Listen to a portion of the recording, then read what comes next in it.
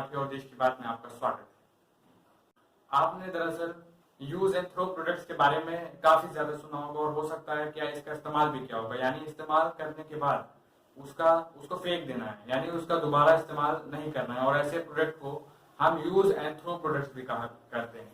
इस्तेमाल करिए और फेंक दीजिए।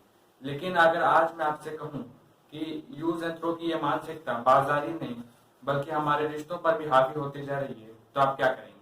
और इसलिए आज हम रिश्तों को लेकर बदलती इसी सोच का एक विश्लेषण करना चाहते हैं।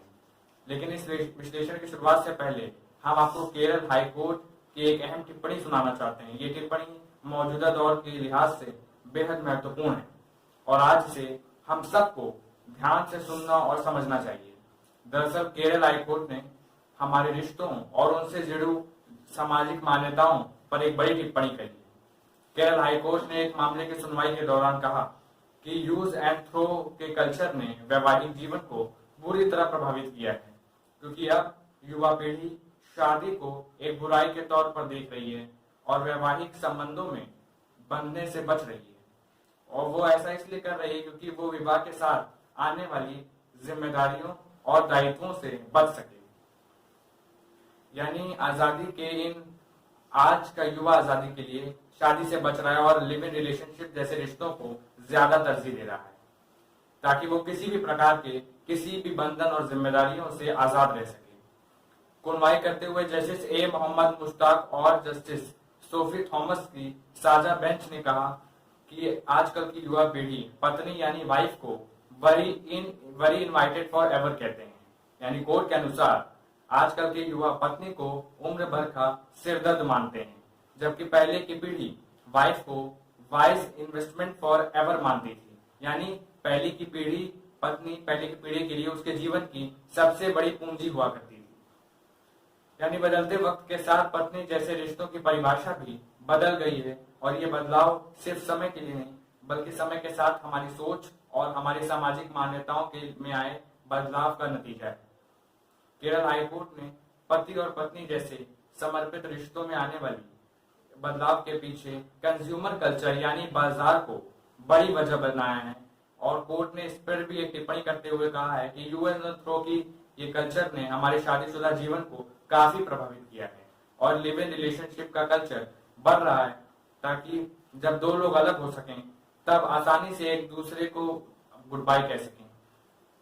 बेंच ने यह भी कहा है कि केरल को अपने पारिवारिक संबंधों और उनकी मजबूती के बारे में लोगों को जानना चाहिए। केरल जाना चाहता है इसलिए, लेकिन मौजूदा समय जो ट्रेंड चल रहा है वो उसमें युवा पीढ़ी स्वार्थ की वजह से, बेकार के कारणों से और एक्स्ट्रा मैरिटल अफेयर की वजह से अपने वैवाहिक संबंधों को तोड़ने पर लगी हुई है और यहाँ तक वो अपने बच्चों के भविष्य को उनको किसी प्रकार की कोई चिंता नहीं है।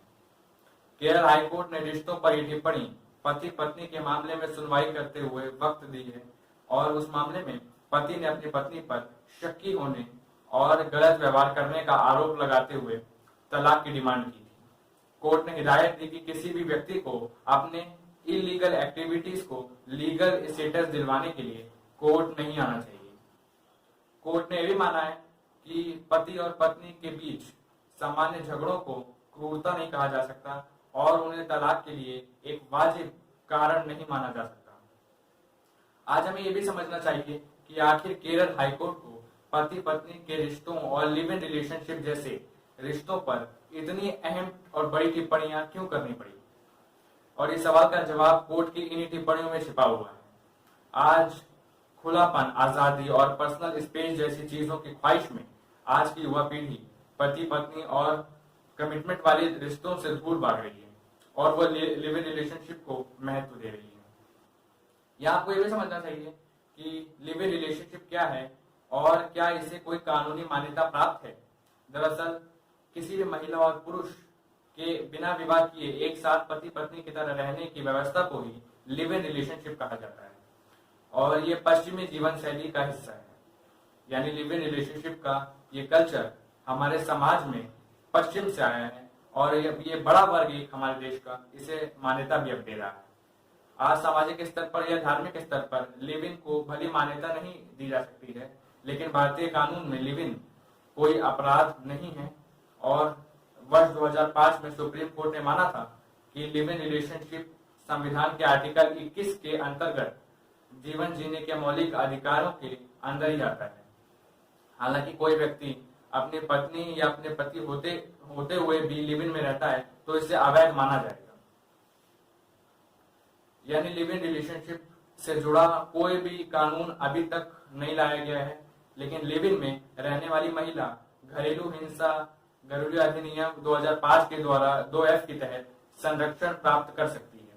यही नहीं, अगर कोई महिला लंबे वक्त से किसी के साथ लिव इन में पत्नी की तरह रह रही हो तो उसे सीआरपीसी की धारा 125 के अंतर्गत गुजारा भत्ता लेने का भी अधिकार है।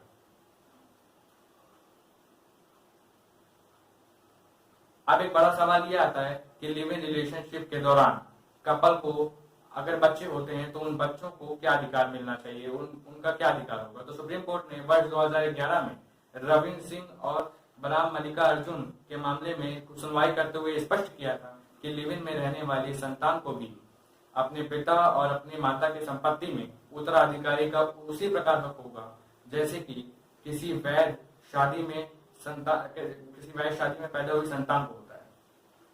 यानी भारतीय कानून व्यवस्था लिव इन रिलेशनशिप को गलत नहीं मानती, लेकिन इस अस्थायी व्यवस्था के प्रति युवाओं के रुझान तेजी से बढ़ रहे हैं और वो विवाह के जगह अपने साथी के साथ लिव इन में रहने को तरजीह दे रहे हैं। और ये रुझान हमारे सामाजिक व्यवस्था के लिए एक नई चुनौती बन रहा है। केरल हाईकोर्ट की टिप्पणियां भी इसी चुनौती की तरफ इशारा कर रही हैं। तो चलिए आज के लिए बस इतना ही, मिलते हैं आपसे जल्दी, तब तक के लिए खुश रहिए, सुरक्षित रहिए।